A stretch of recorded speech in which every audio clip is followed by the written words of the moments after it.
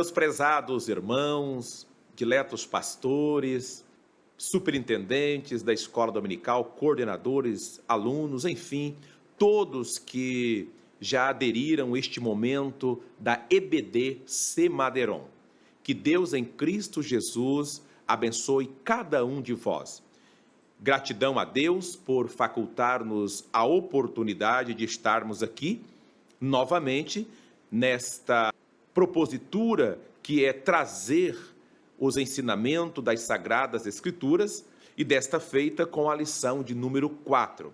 Quero aqui de todo o coração agradecer a Deus pela vida do nosso pastor presidente da Convenção Estadual, pastor Nelson Lutemberg, presidente da nossa Convenção Semadron. Que Deus continue abençoando nosso pastor Nelson, bem como toda a sua família. Quero também aqui externar a gratidão a todos os pastores que nesta oportunidade utilizam desta ferramenta para poder propagar as Sagradas Escrituras neste momento da Escola Bíblica Dominical que acontece aos domingos. Que Deus em Cristo Jesus abençoe cada um de vocês. Iniciamos este trimestre justamente no dia 2 com a lição A Autoridade da Bíblia. Depois estudamos a lição 2, a inspiração divina da Bíblia. A lição de número 3, a inerrância da Bíblia, que estudamos no domingo anterior. E agora chegamos na lição de número 4, a estrutura da Bíblia.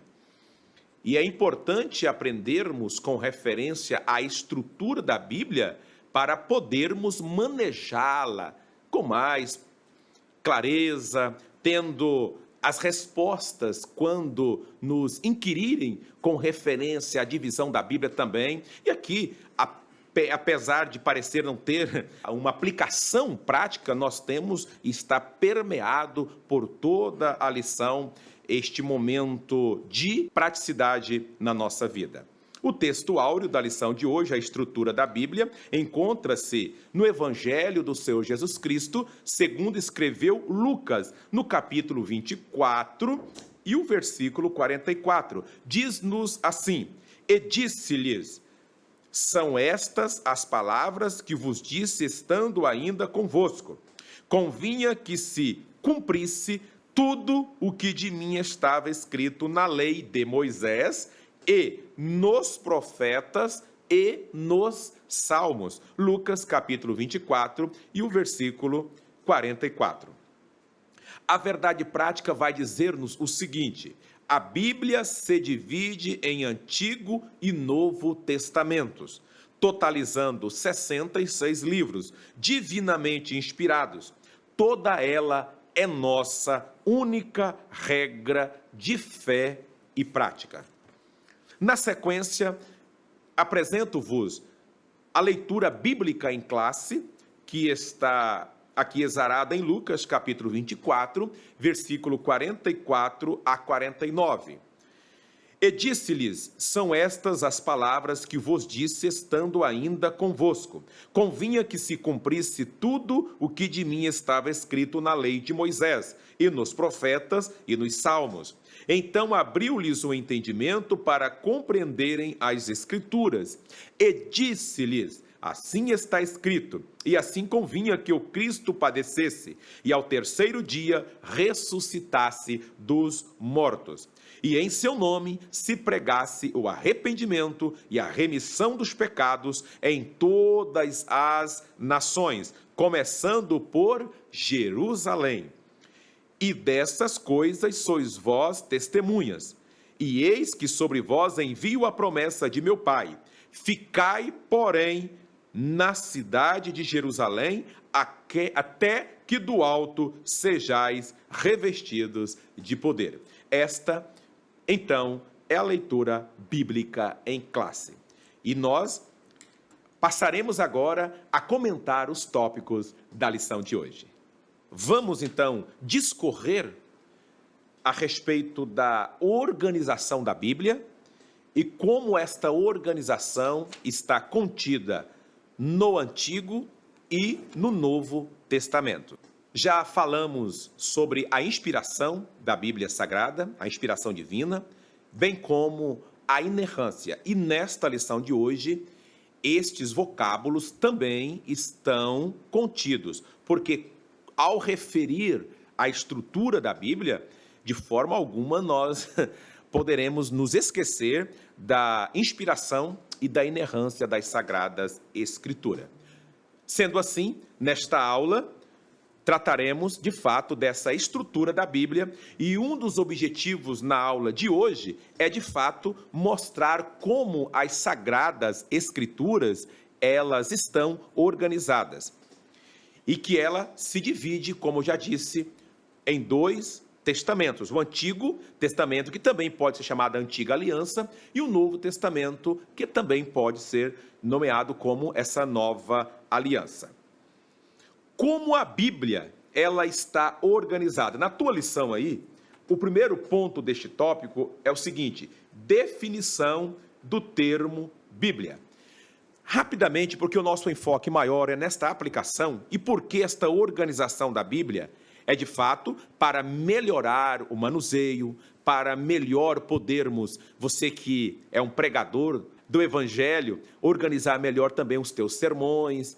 Quando for inquirido sobre uma passagem, você ter ciência se aquela passagem pertence ao Pentateuco, se pertence ao Novo Testamento, lá, aos livros proféticos, e assim por diante. Então, a Bíblia Sagrada, ela é a palavra da verdade. Então, o nome Bíblia, esse nome vem do grego biblos. Isso mesmo, vem do grego biblos, que é o nome da casca de um papiro, data do século XI a.C. Então, a este rolo pequeno de papiro, os gregos, eles chamavam de biblion. Interessante, né? De biblion. E o plural destes também chamavam biblos. Portanto, este vocábulo Bíblia deriva da língua grega, é derivado da língua grega. Este compêndio, este grupo de 66 livros, divididos 39 no Antigo Testamento e 27 aí no Novo Testamento. Então, este primeiro ponto vai falar exatamente sobre esta definição do termo Bíblia.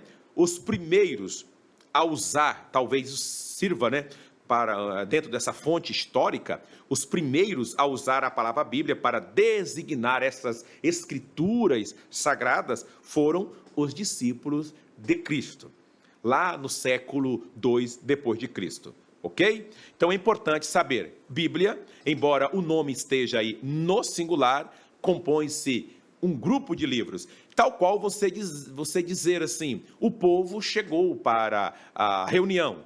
Embora o povo seja um nome no singular, denota-se um grupo de pessoas. Então fica fácil assim, a Bíblia, que é este grupo de 66 livros. Seguindo avante, nós temos aqui o cânon da Bíblia.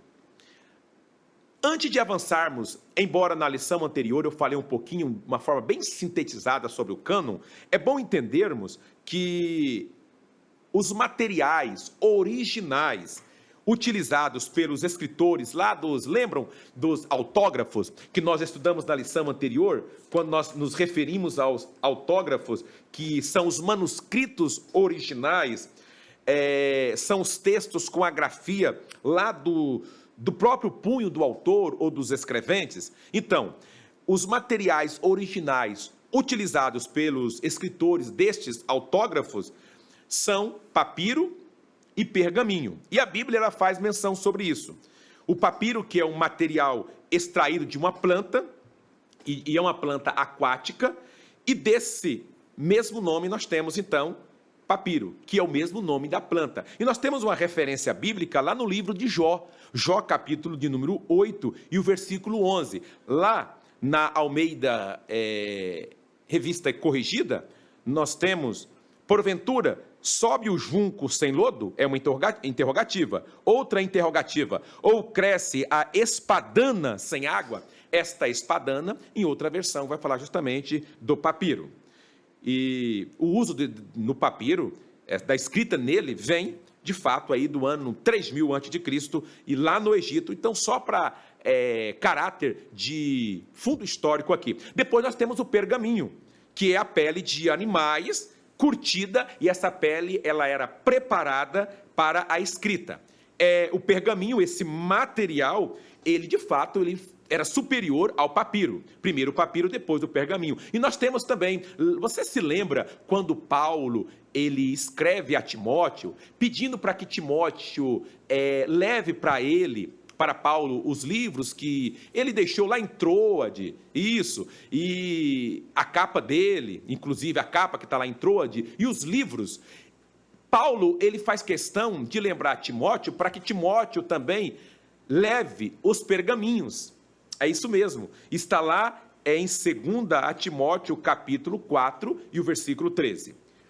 Nessa sequência, nós temos aqui as línguas originais, que eram utilizadas por estes escritores, que nós já fizemos a saber em lições anteriores, nós já aprendemos aqui que o Antigo Testamento foi escrito em hebraico, com algumas passagens no aramaico, por exemplo, algumas partes aí de Esdras, de Jeremias, Daniel, que foram lavrados em aramaico, no Antigo Testamento, enquanto que o Novo Testamento foi escrito no grego, e este sendo o grego koiné. Agora, existem também algumas particularidades aqui da Bíblia, e essas particularidades, rapidamente, nós chamamos de partes que foram canonizadas, que são 66 livros, sendo 39 do Antigo Testamento e 27 no Novo Testamento. Existem algumas explicações, divisão em capítulos, que isso é justamente para facilitar o nosso estudo. Por exemplo, a divisão em capítulos são 1189, sendo desses 1189 capítulos, 929 compõem o Antigo Testamento e 260 capítulos no Novo Testamento. E essa divisão acontece também em versículos, que são 31.173, sendo que 23.214 do Antigo Testamento e 7.959 no Novo Testamento. Ok? Nós temos o livro maior, que é o dos Salmos, com 150 capítulos, o livro menor, que é 2 João, o maior capítulo, que é o Salmo de número 119, o menor capítulo, que é o Salmo de número 117, o capítulo 37 de Isaías e o 19 de 2 Reis são iguais. Algumas curiosidades que você pode pesquisar e aprofundar para você ter também isso aí em mãos, né? Ter o seu script. Isso pode também ajudar na hora de um aluno perguntar: mas professor, quantos capítulos de repente tem a Bíblia? Quantos versículos? Pode surgir esta pergunta na hora da aula. O maior versículo que está em Ester 8 e 9, o menor versículo está em Êxodo 20, versículo 13, isso na Arca, Almeida Revista Corrigida, e assim por diante, em Lucas 20 e 30, na TRBR, em Jó, nós temos também Jó 3 e 2 na ARA, que é Almeida Revista Atualizada, e como você percebe aí, vai depender muito da versão da Bíblia. E o texto central aqui, que é o Salmo 118, verso de número 8, claro que essa questão de maior versículo e menor versículo, eu quero aqui salientar novamente, vai depender muito da sua tradução. O cânon da Bíblia. O cânon nós aprendemos em lições anteriores, que vai falar justamente desta régua, essa forma de medida, para ver se aquele livro realmente é um livro inspirado, se aquele livro, o qual eu estou lendo, ou deixa eu voltar aqui nos escritores, os escritores faziam esta prova, estes livros todos eram submetidos a uma avaliação, e nesta avaliação, o que deveria ser observado ali? De fato, a inspiração da Bíblia. Se era realmente aquele livro de fato. Vamos ler aqui o livro do profeta Isaías. Nós encontramos que esse livro, há uma inspiração neste livro. Esse livro, e ainda além da inspiração divina, há esse reconhecimento do povo de Deus, que atesta se o livro era aceito como autêntico por seus primeiros leitores. E além desta inspiração divina, além deste reconhecimento do povo de Deus, nós não podemos também nos esquecer da preservação pelo povo de Deus, que atesta se o livro era conservado como palavra de Deus ou não. E nós vimos bem na aula do domingo anterior, quando nós falamos, até citei aqui, sobre os manuscritos autógrafos originais, os manuscritos apógrafos, que eram cópias originais, fiéis destes manuscritos autógrafos, cópias originais dos autógrafos. Quando eu me refiro a cópias originais, estou me referindo aos manuscritos apógrafos. E também estudamos sobre os livros apócrifos e pseudo-epígrafos. Então, tudo isso passava pelo cânon. Daí o termo a canonicidade bíblica, ok? Os dois testamentos bíblicos, ainda só para fechar já essa primeira parte, o termo testamento, que vem lá do latim, testamentum, que é a tradução da palavra grega diateque, está na tua lição aí, e da hebraica berite. Ambos os termos têm o sentido de aliança, de pacto e de concerto de Deus com a humanidade. Então, quando você ouve falar em testamento, Antigo Testamento, nós estamos falando, e também do Novo Testamento, nós estamos nos referindo a um pacto, a uma aliança de Deus com o seu povo. É muito importante também entendermos essas particularidades da Bíblia. Conforme Jesus Cristo é o tema central da Bíblia, não podemos esquecer, o autor é Deus, e podemos resumir todo o Antigo Testamento numa frase: Jesus virá. Que era isso que os profetas também pregavam no Antigo Testamento. O Novo Testamento, nós podemos até resumir numa outra frase: Jesus já veio. É claro que esse Jesus já veio, referindo-se ao Cristo como Redentor, ok? Como Redentor. Aí nós temos algumas curiosidades, como o texto áureo da Bíblia, que é João 3,16, e temos a divisão em capítulos, como já disse, em versículos, e os escritores da Bíblia, que foram homens inspirados, que Deus encontrou santidade nestes homens, inspirados por Deus. Nós não podemos em momento algum tratar essa lição de hoje apenas como fato histórico, como só voltada para a sua estrutura, de forma alguma. O que precisamos enfatizar aqui é que as Sagradas Escrituras, todas estas particularidades que existem nelas, é justamente para facilitar o manuseio, para facilitar o nosso preparo, o esboço, até mesmo para compor um hino. É importante saber, aquele hino está referindo-se àquela composição, refere-se ao Novo Testamento, é uma composição mais profética, é um ato miraculoso de Cristo. Aí nós temos Atos dos Apóstolos no Novo Testamento, nós temos os Evangelhos no Antigo Testamento, ou no Novo Testamento, melhor dizendo, os Evangelhos do Novo, e também temos Atos dos Apóstolos, que todos, melhor dizendo, compõem aí o Novo Testamento, e nós temos também lá no Antigo Testamento. Já a gente vai falar um pouquinho sobre esta divisão, de uma forma bem pedagógica, bem didática, para podermos entender melhor, ok? Então, tudo passou pelo cânon. O Norman Geisler, ele vai falar sobre o significado original do termo cânon, que remete aos antigos gregos que usavam em um sentido literal um cano, que era uma vara, uma régua, um cajado ou uma vara de medição. Daí, então, a Bíblia passou por toda essa medição, digamos assim, para ficar bem fácil para nós entendermos, e estes 66 livros foram, de fato, aprovados dentro deste cânon sagrado. Diante de tudo isso aqui, pastor Jorme César, além do que eu salientei sobre esta praticidade da organização da Bíblia, como a Bíblia está organizada, pastor Jorme César, esta organização da Bíblia, ela só tem efeito mesmo para entendermos as suas particularidades, para melhor manuseá-la, claro, mas o que mais, pastor Jorme César, que o senhor está enxergando aí, além da curva, que podemos trazer para esta organização da Bíblia? Em que mais esta organização pode ser salutar na vida de um estudante? Como perguntado por nosso interlocutor, evangelista, irmão Daniel, cumpre-me esclarecer aos irmãos que, de um modo muito especial, além da inspiração da Bíblia, ela recebeu uma organização muito prática para facilitar o manuseio, facilitar a leitura, facilitar a compreensão de todo o seu texto.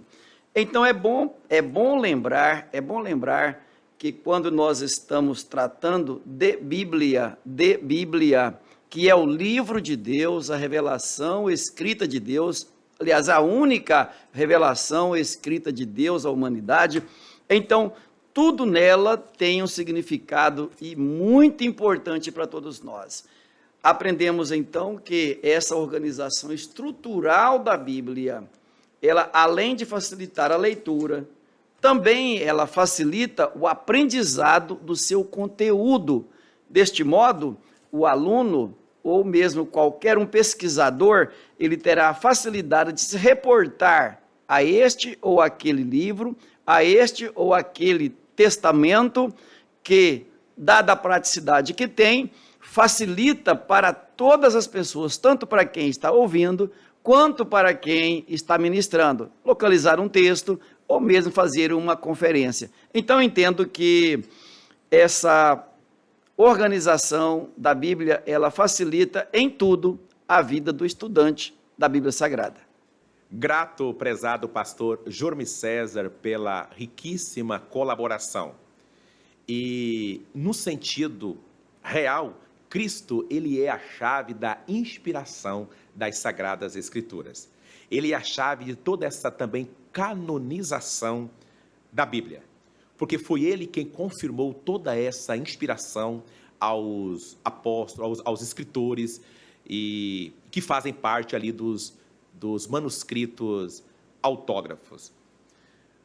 Seguindo avante, é interessante que quando nós avançamos aqui agora para falar sobre os livros do Antigo Testamento e também os livros no Novo Testamento, um testamento está harmonizado com o outro testamento. Há uma harmonização entre ambos.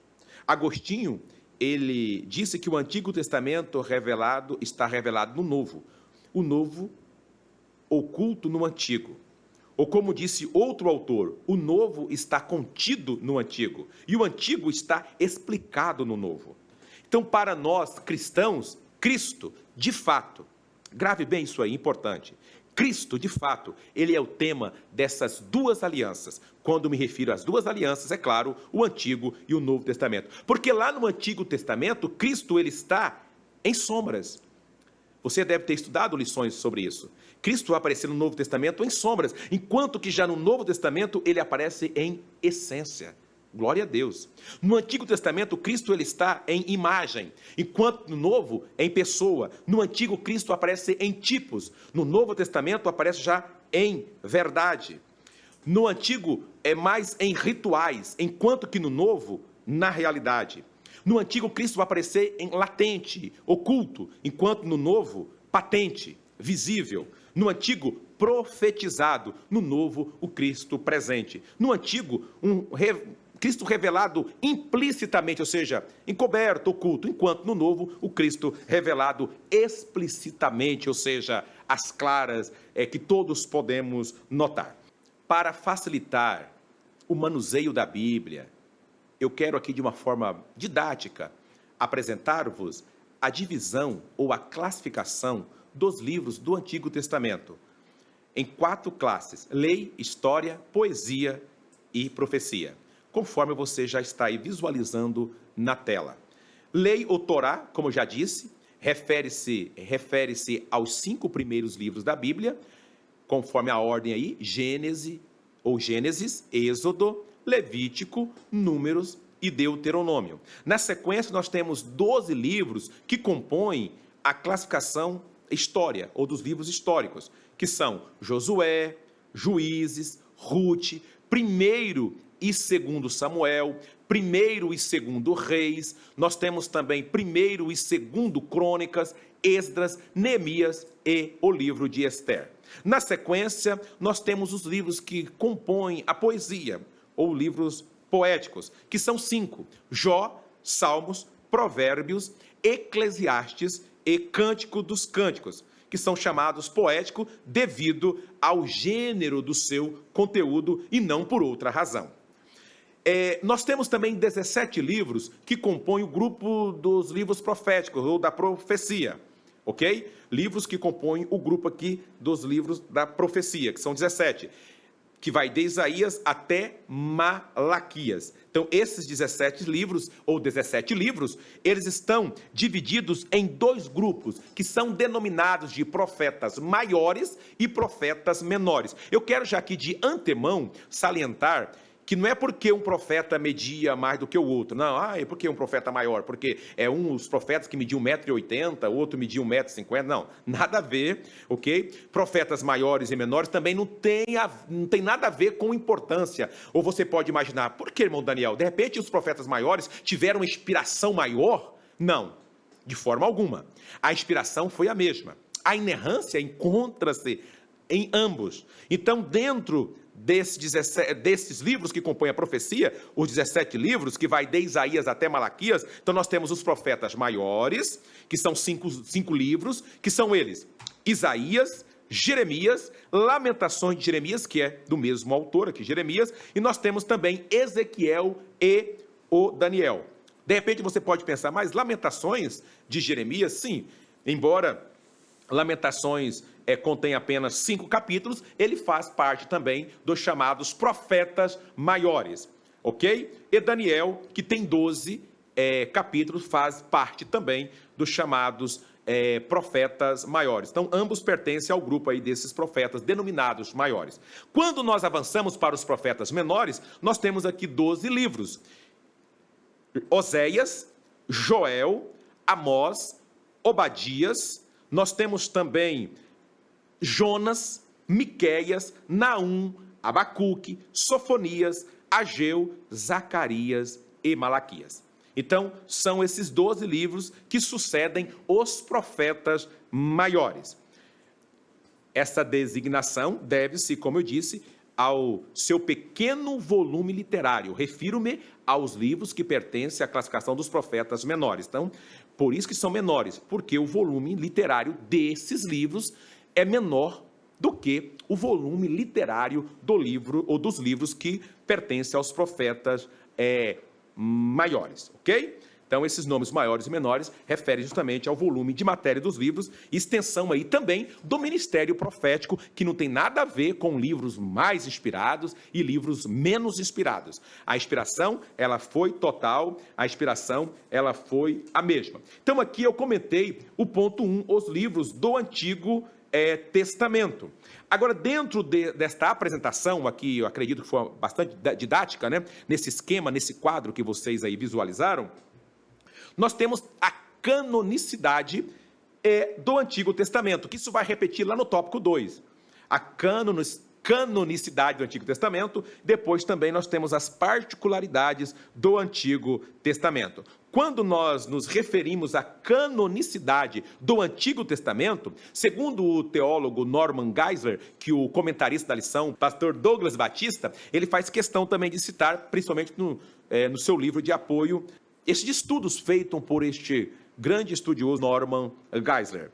Então, os critérios utilizados para essa divisão, ou para a admissão dos livros sagrados no cânon aí do Antigo Testamento, claro que isso foi muito discutido, porque era preciso ter certeza que nestes livros ocorreram, de fato, a inspiração de Deus para a compilação, para a escritura de todos estes livros. Toda essa inspiração, é por isso que eu já salientei aqui, essa inspiração divina, ela está contida nestes 66 livros. Livros onde esta inspiração não foi encontrada são os considerados livros apócrifos, ou espúrios, como nós estudamos na lição passada, os pseudo também, epígrafos. Então, estas são as nomenclaturas aos livros que não são considerados livros canônicos, que não passaram nesta prova, nessa medição. Então, isso aí faz parte da canonicidade do Antigo Testamento. E na tua lição, neste tópico de número 2, vai falar justamente sobre isso. Existem 3 fatores basilares na avaliação de um livro canônico, que é saber a inspiração divina, o reconhecimento do povo de Deus e a preservação pelo povo de Deus, que atesta se esse livro era conservado como palavra de Deus ou não. Isso aqui nós podemos trazer para um estudo bastante prático naquilo que nós ouvimos. E às vezes até mesmo às vezes até nas igrejas, uma pessoa vai trazer algo e que não tem nada a ver com as Sagradas Escrituras.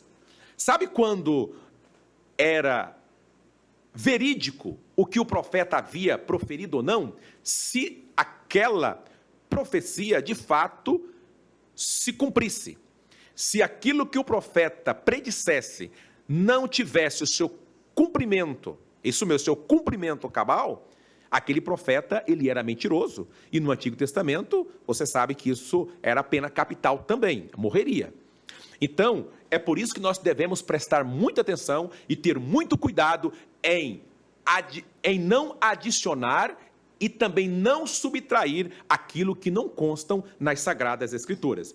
Daí esta organização, esta estrutura da Bíblia Sagrada para facilitar o manuseio, para facilitar o nosso estudo, para facilitar a compreensão, com leitura, com oração e com consagração das nossas vidas, nós com certeza alcançaremos lugares bem distantes, bem longe mesmo, porque as Sagradas Escrituras é o nosso manual, é a nossa única regra de fé e também de conduta. Então, nós temos as particularidades deste Novo Testamento. E uma das particularidades deste Antigo, o Novo falarei daqui a pouquinho, deste Antigo Testamento, segundo o pastor Douglas Batista, que é o comentarista dessas 13 lições, é que quase a totalidade dos livros foi escrito em hebraico, chamado na Bíblia de língua de Canaã. Isaías capítulo 19, versículo 18, vai falar sobre isso. Então, algumas porções foram escritas em aramaico, outra espécie de dialeto que deu origem à língua árabe.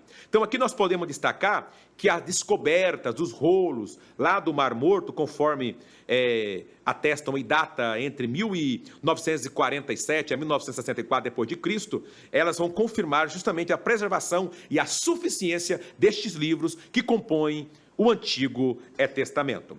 Pastor João César, diante do exposto, com referência aos livros do Antigo Testamento, a canonicidade dos mesmos e estas particularidades do Antigo Testamento, qual a importância de termos esta organização em nossa mente? É claro que, de repente, nem todos conseguem memorizar os livros que fazem parte ali destas classificações, que são 4, como eu citei agora há pouco aqui, lei, poesia, história e os livros, e os profetas, e profetas maiores e menores.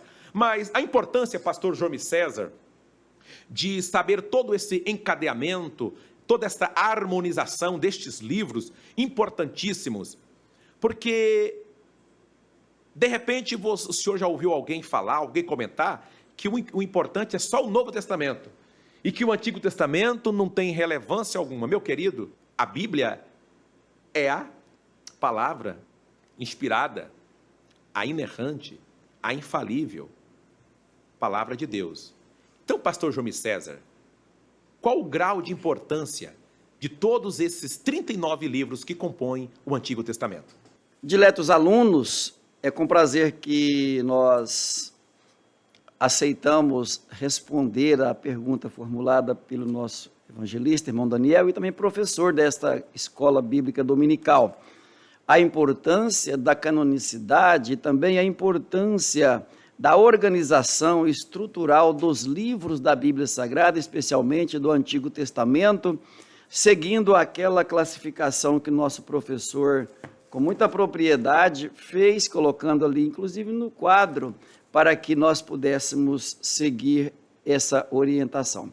Primeiramente, eu quero dizer que tanto para o ensinador quanto para aquele que é ensinado, quando aparece lá a categoria do livro, já facilita tanto a exegese quanto a hermenêutica. Por exemplo, quando eu sei que a mensagem está em um livro poético, eu já a olho com uma hermenêutica diferente, uma forma exegética diferente, que é para interpretar livros poéticos. Quando o livro citado, ou o livro em estudo, é um livro profético, também tanto a exegese quanto a hermenêutica, ela se direciona de um outro modo, porque a forma de interpretar um livro que é profético é diferente de um livro que é poético. E ainda mais se for um livro histórico. também há que se levar em conta que a forma que utilizaremos, que as ferramentas que utilizaremos para proceder essa interpretação, ela seguirá por um outro modo, aplicando o modo correto. Pastor, mas como assim? Veja bem, um livro poético trabalha com muita alegoria, trabalha com muita coisa que nos reporta a figuras de linguagem. É verdade que você vai encontrar isso nos poéticos, nos proféticos também, mas nos livros poéticos é quase regra. Você tem que trabalhar mesmo interpretando essas figuras de linguagem para que a interpretação que se dá do texto não destoa daquilo que o autor, que o escritor quis dizer. Porque é um grande problema quando o pregador, o professor, ele não observa essas regras e ele dá ao texto um sentido que ele nunca teve, não tem e nem terá. Então, essa é a parte principal que eu valorizo quando vou analisar um texto, quando vou ministrar uma palavra, ou também uma aula de teologia.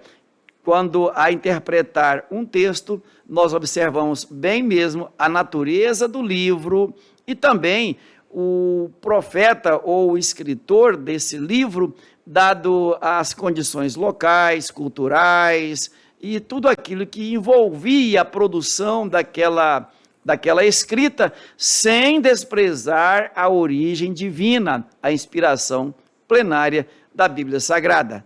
É isso que eu tenho a colocar como colaboração para os nossos alunos, da importância de se saber a qual grupo, a qual categoria esse livro em estudo pertence. Na sequência do nosso estudo de hoje, a estrutura da Bíblia, já falamos da organização e já falamos também dos livros do Antigo Testamento. Chegamos ao terceiro e último tópico, não menos importante. E o último tópico vai falar justamente da organização dos livros no Novo Testamento. De acordo aqui com, ou conforme você já está visualizando este esquema prático, né? Bem didático, acredito que vai favorecer bastante aqui também o nosso aprendizado. Então, os livros do Novo Testamento, eles foram reconhecidos pela igreja, conforme a tua lição, após a morte e ressurreição do Senhor Jesus Cristo, e eles estão classificados em 4 grupos principais. Quais são esses grupos principais? De acordo aí com o que está sendo projetado na tela, que são os evangelhos, compostos por 4 livros, que são os evangelhos do Senhor Jesus Cristo, escritos por Mateus, por Marcos, por Lucas e também por João. Depois nós temos histórico, aí é somente um. É diferentemente lá do Antigo Testamento, que nós temos mais de um, né? Então aqui o histórico, que é Atos dos Apóstolos. E nós temos as epístolas, que subdividem estas epístolas, elas estão subdivididas em epístolas paulinas, com 13 cartas, de Romanos até Filemon, e temos também as epístolas gerais, com 8 cartas, de Hebreus a Judas, e temos Revelação, que é constituído pelo livro de Apocalipse. Esta informação está contida aí na tua lição, no ponto 1 do tópico 3, o Novo Testamento. Começando então aqui, e conforme você visualiza aí na nossa tela, biografia, que são os 4 evangelhos. Então estes 4 evangelhos, eles comportam-se e denominam-se livros que compõem a biografia. A palavra evangelho, que significa boas novas.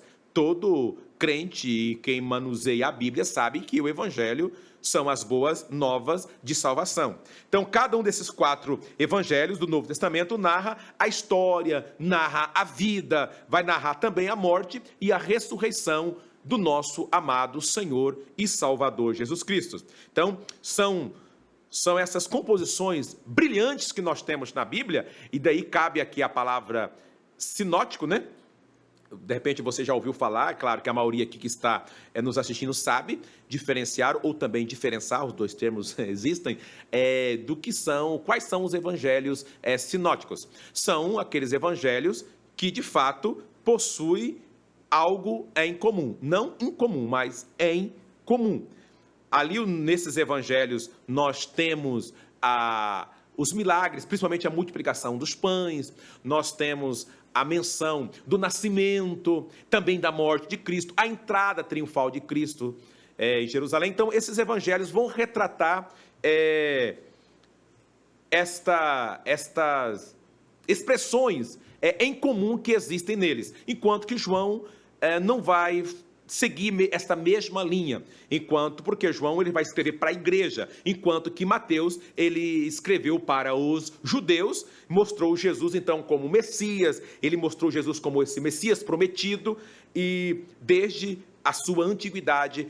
E Mateus começa justamente ali trazendo esta genealogia do nosso Jesus. Enquanto Marcos, ele já escreveu aqui para os romanos e já mostra Jesus como um homem poderoso, não é isso?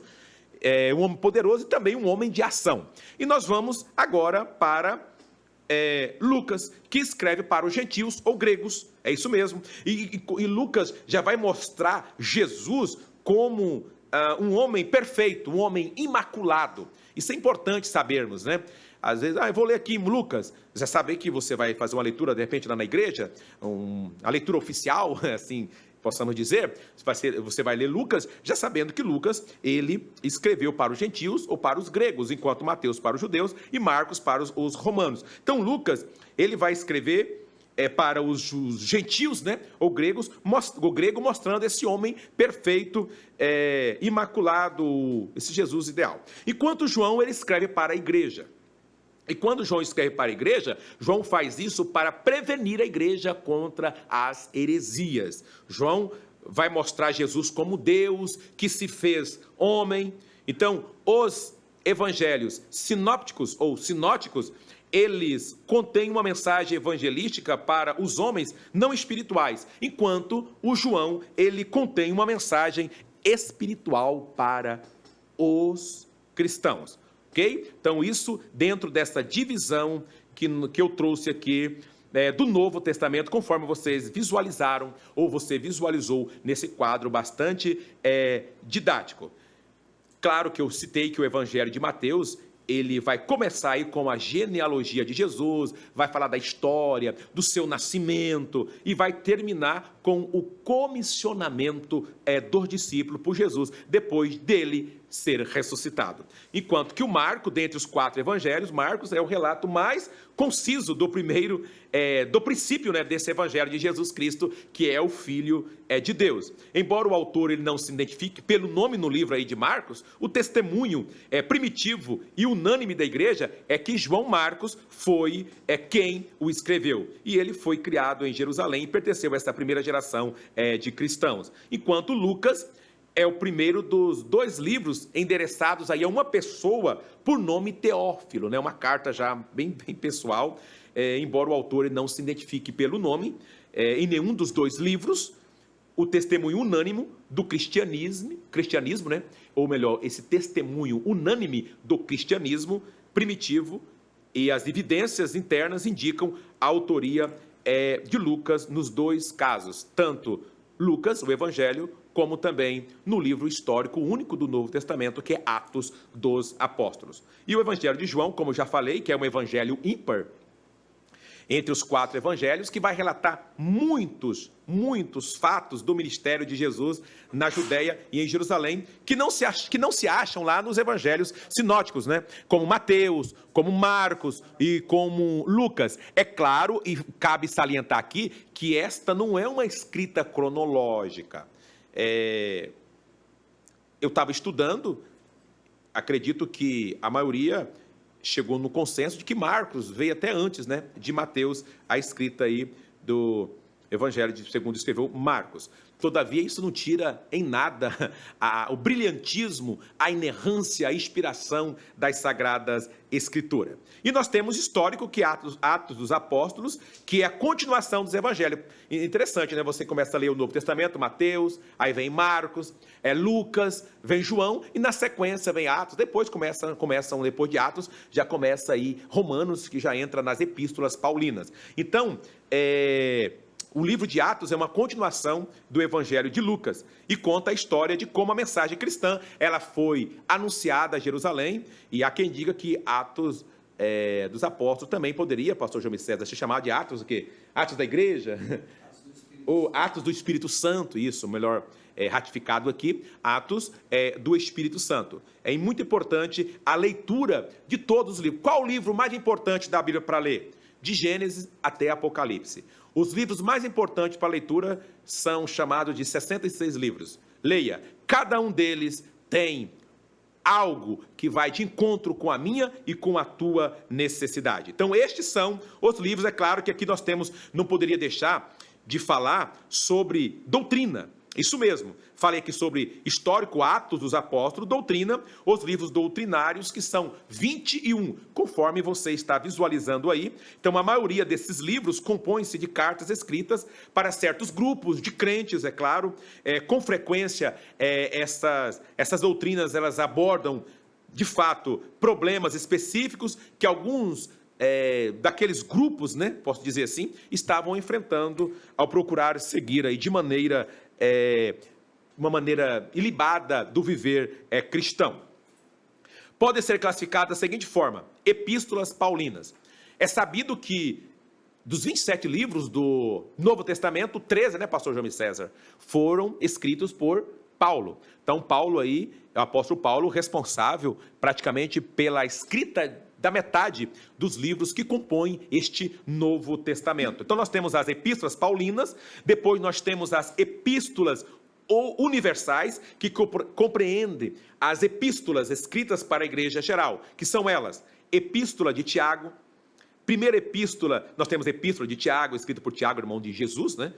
E de Judas. Nós temos também a primeira epístola de Pedro, nós temos, que é escrita pelo próprio Pedro, primeira epístola de João, segunda epístola de João e terceira epístola de João, que foram, logicamente, escritas pelo próprio João, epístolas de Judas, escrita por Judas, o irmão de Jesus e de Tiago. E nós temos também Hebreus, que foi escrito principalmente para os cristãos judeus que estavam sob perseguição e também, diria, sob um esmorecimento na época. E nós não temos provas de que quem escreveu Hebreus, né? Há especulações que o apóstolo Paulo tem escrito, né, esta epístola, mas nós não podemos aqui afirmar. Por isso que todas as vezes que você for ler Hebreus, é bom dizer... vou ler aqui Hebreus capítulo 5, 2, segundo escritor aos Hebreus, disse isso. Então, segundo escritor, segunda carta aos Hebreus, fica bem mais fácil. E nós temos o livro profético, que é o livro do Apocalipse, que foi escrito por João. O livro de Apocalipse, que é uma profecia que assegura essa vitória de Cristo, a minha e a tua vitória, a vitória da igreja, glória a Deus, sobre todos os adversários. Então, este é o livro do Apocalipse. E eu quero aqui já fazer uma pergunta daqui a pouquinho para o pastor João César, mas antes de perguntar algo a ele, eu quero dizer que os 27 livros do Novo Testamento foram escritos em diversos lugares e por autores, eu diria que classificam-se como escritores, como inspirados ao lado dos escritos também lá do Antigo Testamento. E cabe ressaltar, todos os livros são importantes. Toda a Bíblia, estude-a, medite na mesma, ou medite nela, medite nas Sagradas Escrituras.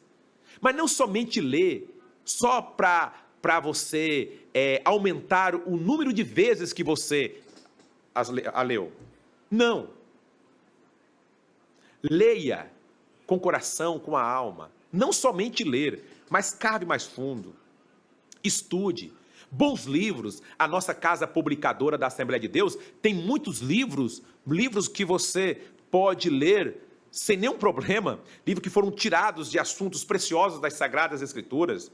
Então, compre os livros que são publicados para a nossa casa publicadora da Assembleia de Deus, a CPAD, que vai enriquecer o seu conhecimento. Isso vai ajudar bastante a tua vida. Então, nada pode ser acrescentado às Sagradas Escrituras. Nada pode ser nem tirado e nem acrescentado. O livro do Apocalipse, como foi o último livro da Bíblia a ser escrito, está cronologicamente no lugar certo. Sabe por quê? ele foi escrito pelo apóstolo João por volta do ano de 96 depois de Cristo, e no mesmo livro de Apocalipse, nós temos uma passagem que vai falar que nada pode ser acrescentado, nada pode ser retirado das Sagradas Escrituras. Pastor Jomem César, a exemplo dos livros do Antigo Testamento, dos 39 livros do Antigo Testamento, esses 27 livros, os quais eu mencionei aqui nessa segunda parte, eles são mais relevantes ou menos relevantes do que os livros do Antigo Testamento? É claro que você do outro lado, que é um estudante, sabe, meu irmão Daniel, todos nós sabemos desta resposta. Só que não é somente cristãos que estão nos ouvindo e nos vendo nesse momento. Então, pastor Jomem César, 39 do Antigo Testamento, 27 do Novo Testamento, totalizam 66 livros. Existe algum sobrepujar desses livros em referência aos livros do Antigo Testamento? Analisando os livros da Bíblia, tanto do Antigo quanto do Novo Testamento, nós chegamos à conclusão de que tanto os do Antigo quanto do Novo são igualmente importantes para o estudante de teologia, para o cristão de um modo geral. Contudo, eu apenas quero ressaltar que o viver cristão está melhor definido no Novo Testamento. As epístolas, dada a sua natureza doutrinária, elas expressam o viver do cristão, o modus vivendi, ou seja, como que a pessoa precisa se comportar na condição de um verdadeiro cristão, de um verdadeiro servo de Deus. E elas foram escritas exatamente para isso, para trabalhar comportamentos. Então, elas são doutrinárias e elas trabalham normas de comportamento, normas de conduta. Os livros que são os evangelhos, eles narram os milagres de Jesus, aquilo que Jesus fez e, especialmente, o modo que ele teve para nos trazer a salvação. Então, veja que cada grupo de livros desse tem um foco, eles focalizam um objetivo e então o leitor deverá apreciar tudo isso na hora que estiver lendo. Ao preparar uma mensagem evangelística, ao preparar uma mensagem doutrinária, ao preparar uma mensagem que tem por foco a preparação, o discipulado, então o livro, o texto a ser escolhido tem fundamental importância nessa hora. E eu aproveito para frisar que o Antigo Testamento também tem belíssimas lições de comportamento. Contudo, o aspecto doutrinário daquelas lições que encontramos no Antigo Testamento, elas se acham trabalhadas no Novo Testamento de uma forma mais didática e mais fácil, mais prática. Então, eu oriento a leitura tanto do Antigo quanto do Novo Testamento, mas principalmente do Novo Testamento. Há quem diga que os pregadores simples pregam o Novo Testamento, os pregadores cultos pregam o Antigo Testamento, mas nós não definimos assim. Tanto quem prega o Novo Testamento, quanto quem prega o Antigo Testamento, são todos pregadores da palavra de Deus. Agora, quando o aspecto dessa pregação for a doutrinação, a orientação, é claro que isso está bem melhor disciplinado no Novo Testamento, e especialmente nas epístolas, nas cartas. Agora, as questões históricas, as questões que tem todo aquele pano de fundo, então é bom se ter mesmo um conhecimento geral da Bíblia, tanto do Antigo quanto do Novo Testamento. Então, por esta razão, eu oriento a leitura completa da Bíblia, do Antigo e do Novo Testamento. E todo sermão, toda mensagem a ser pregada, ela não pode destoar do Antigo nem do Novo Testamento. Ela é como se fosse uma régua, um cânon desse, do Gênesis ao Apocalipse. Nada de destoar de algum desses conteúdos, porque a Bíblia é una e essa verdade ela precisa ser bem clara na mente do leitor da Bíblia e especialmente daqueles que desejam morar no céu. Meus queridos e amados irmãos e ouvintes, nós chegamos ao final desta preciosa aula de número 4, a estrutura da Bíblia. E eu quero citar dentro desta proposta, né? Falamos sobre, fechamos aqui com o Novo Testamento, os 27 livros, e João, Apocalipse 22 e 19, ele vai dizer o seguinte: e se alguém tirar quaisquer palavras do livro desta profecia, Deus tirará sua parte da árvore da vida e da cidade santa que estão escritas neste livro. Que Deus em Cristo Jesus possa abençoar a cada um de vós. E permitindo Deus, no próximo domingo estaremos aqui novamente para estudarmos a lição de número 5, como ler as Escrituras. Que Deus abençoe o nosso querido pastor, presidente da Convenção Geral, pastor Nelson Lutemberg, em nome dele, todo pastor que preside os 60 campos aqui, aproximadamente, do estado de Rondônia, não é isso, irmão Nilson? E também ao pastor João César, e que Deus possa continuar abençoando de uma forma toda especial nosso querido pastor Eliseu, que Deus abençoe de uma forma geral. Pastor João César, então vamos ao momento da oração. Pai, te agradecemos por esta grande oportunidade que nos destes de mais uma vez apresentarmos a Escola Bíblica Dominical em um programa fornecido pela nossa Convenção Estadual.